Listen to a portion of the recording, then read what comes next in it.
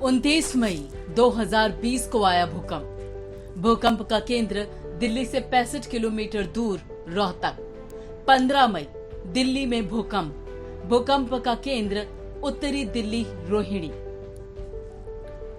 10 मई दिल्ली में भूकंप। केंद्र उत्तर पूर्वी दिल्ली में वजीरपुर।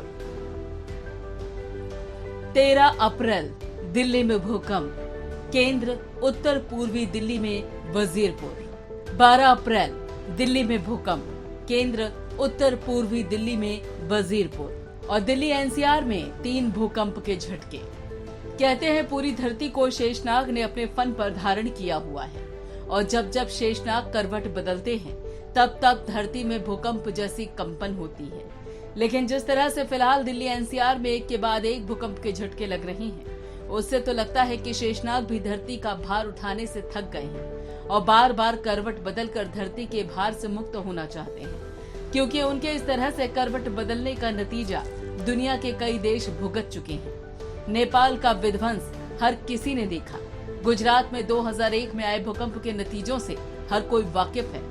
ऐसे में जिस तरह से दिल्ली एनसीआर में लगातार भूकंप के झटके महसूस किए जा रहे हैं, उससे किसी बड़े खतरे का संकेत मिलता हुआ नजर आ रहा है। और अगर दिल्ली हिली तो समझ लीजिए पूरे देश का हिलना तय है, क्योंकि दिल्ली देश की राजधानी है। यहीं से देश की सियासत चलती है। यहीं पर तीनों सेनाओं का मुख्यालय है। दिल्ली में ही प्रधानमंत्री निवास है। राष्ट्रपति का आवास भी दिल्ली में ही है। देश की राजनीतिक, व्यावसायिक और सुरक्षा का केंद्र दिल्ली ही है।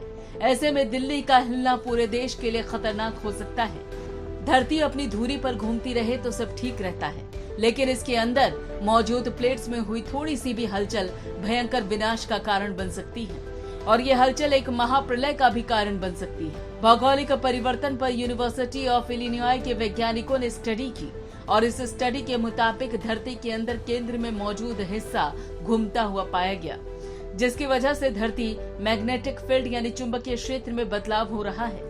यही वजह है कि चुंबकीय उत्तरी ध्रुव कनाडा से खिसककर साइबेरिया पहुंच गया है। प्रोफेसर जियांग ने कहा है कि उन्होंने दुनिया भर के अलग अलग स्थानों पर भूकंप के आने की दरों का अध्ययन किया, जिससे पता चलता है कि भूकंप के आने की दर धरती के अंदर घूम रहे कोर की वजह की ऊपरी सतह और प्लेट्स आपस में टकराती हैं, खिसकती हैं और यही कारण भूकंप का है। इससे धरती के ऊपर बने पहाड़ों की ऊंचाई पर भी असर पड़ रहा है। साथ ही वैज्ञानिकों का ये भी मानना है कि कोर के घूमने की वजह से धरती में कंपन बढ़ती जा रही है। धरती के अंदर मौजूद प्लेट्स के लगातार खिसकने से पहाड़ों की ऊंचाई लगातार बढ़ रही है।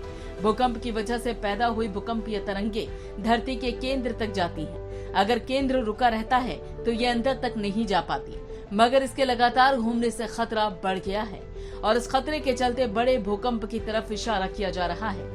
पीकिंग यूनिवर्सिटी के प्रोफेसर और स्टडी के सह लेखक जियांग ने कहा है कि वे साल 1996 से इस विषय पर अध्ययन कर रहे हैं। उस वक्त धरती के कोर में एक छोटा भूकंपीय परिवर्तन देखने को मिला था, जो अब लगातार बढ़ता ही जा रहा है। ऐसे में किसी बड़े भूकंप की संभावना बन सकती है।